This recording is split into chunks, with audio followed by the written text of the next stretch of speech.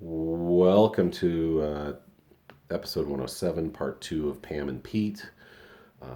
If you watched 106, which you needed to do, it makes more sense because I will put part one and part two on the titles, and I will also try to get pictures of Pete and Pam. Pretty much, like I said, I have very few friends left. As you get older, they lessen.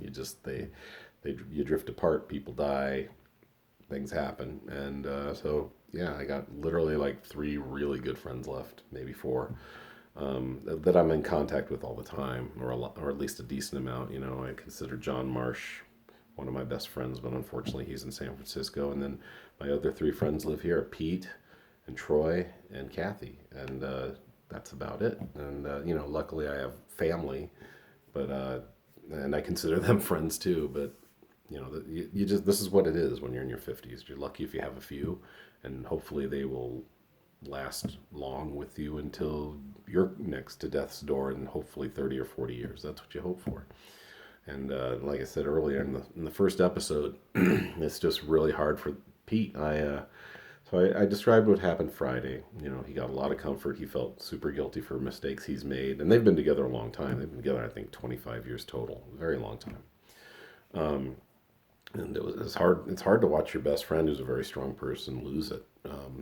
Reasonably so, of course. It wasn't like there's an unreasonable reason to lose it, but it's hard, and you're just, you're holding them and you're crying with them because you just want them to be comforted, and that's what we tried to do. And then, so like I said at the end of the first part of this, I had to go do comedy, and I was honest about it. I got up there and I said, "Hey, my friend just died literally 6 hours ago. It was an 8 p.m. show. She died around 2. I saw her around 3:30, and stayed with Pete for another 2 or 3 hours until I had to bail."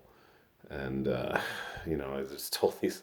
I said, "This is a good way to start a comedy show. One of my best friends just died."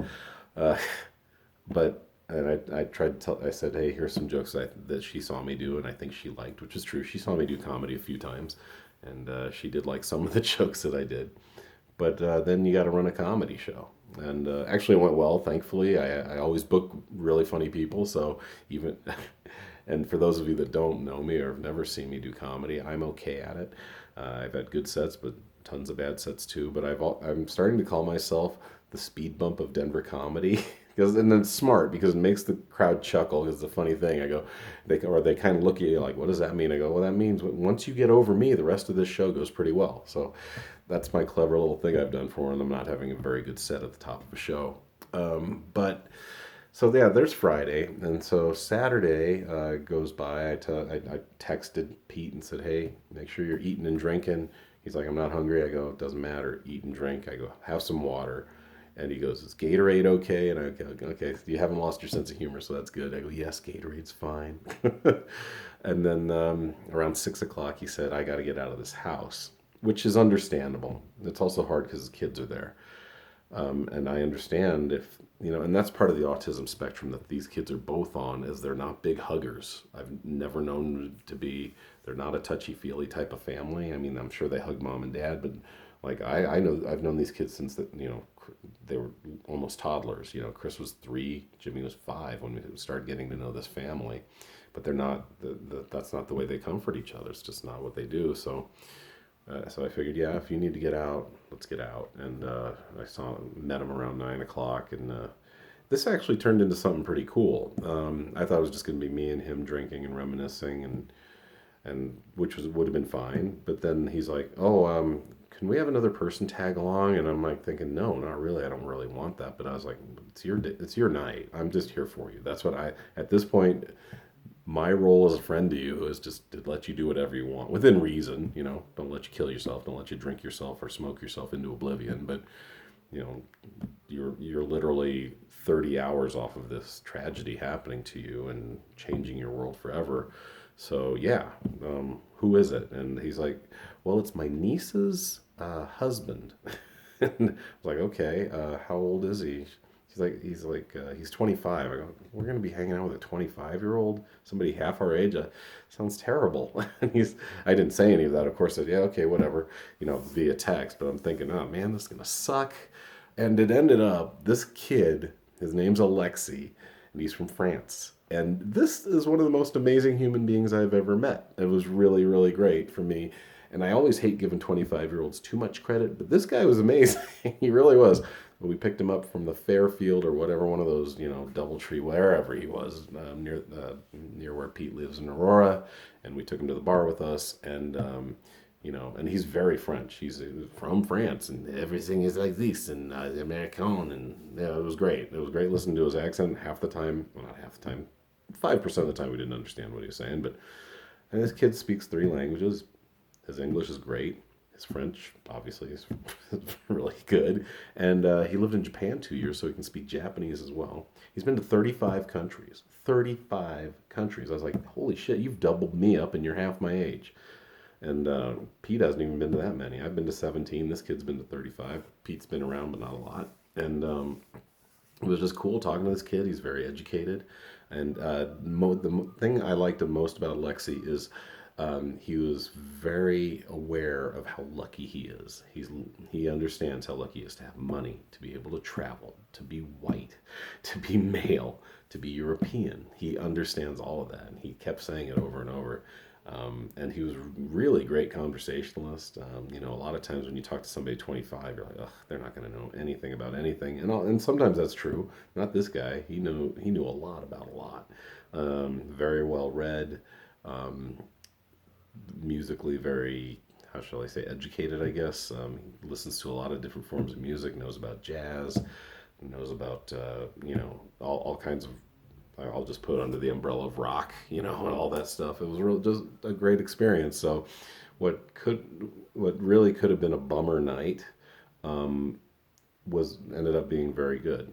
We all drank too much, and I don't get drunk anymore. It's just not what I do. It's honestly the last time I was drunk was probably 29 years old, and I remember because I threw up because I don't hold my alcohol well, and so, and I remember. We were coming back from a party, and I knew that Dylan and I, this is when we lived in Cleveland, we were about to, I don't know if she was pregnant yet, but we knew we were on our way there. And as I was thrown up, I'm like in the gutter in Cleveland. I'm like, okay, I don't do this anymore. You're going to be 30 soon. You're going to be a father soon. You're done. And I haven't. I haven't gotten, I've gotten tipsy from time to time, but last night was the closest time I've come to throwing up. And luckily, I mean, I know I'm a lightweight. I've told you guys that before. I had 3 beers and a vodka tonic, and I had to take it easy for like a full hour before I got behind the wheel of the vehicle. And, but I thought I was going to throw up on the patio of Muggsy's Bar on Parker in Mississippi, and luckily that didn't happen. It was a very good night. Pete needed it. I am worried about him because I worry about that, he had quit smoking for a while, and then he had, I shouldn't say had to take it up, but he took it up. I get it. He was under a tremendous amount of stress the last few months, worrying about whether they could keep Pam alive, and all the other things that happened with this, and dealing with the kids and working full time and all the other shit he has going on in his life. So he quit smoking, but he was re-smoking. And then, he tied one on last night with this kid. All three of us had a lot of beer, and that's my big worry about him. And that's something as his best friend, I'm going to have to, just say, hey, man, you're it for these kids. You are it. So, yeah, once in a while you got to get out. I understand that. But first and foremost, you have to you're it for these kids. You're gone. Where do they go? Might end up with me. You don't want that. You don't want this guy being the father of your children. Trust me. These two I got are already in dire straits as it is. But really, this is going to be an interesting time for him. Not just interesting, stressful. Obviously for the children too. They're without their mom for the rest of their lives at a very young age, and they seem to be handling it pretty well. And I think they will. They have a lot of support. Thankfully, Logan is always in contact. That's one great thing about the new age, right? You get on a Discord server or you go to Twitter, you get on your cell phone, you can easily contact your friend. Go, hey, what's going on? And say, hey, if I don't hear from you, my dad's going to drive down there. He's going to be pissed when he gets there. So why don't you just tell me what's going on? And so that's, there may be other chapters in this story to come. There will be. I don't know if I'll be able to share them with you or not, or if I'm going to want to, or we'll just see. But that's what's going on in my best friend's life right now. So Thanks, you guys, for listening. I hope it was somewhat interesting. It's tragedy, but it's tragedy. Let's be honest, it happens every day.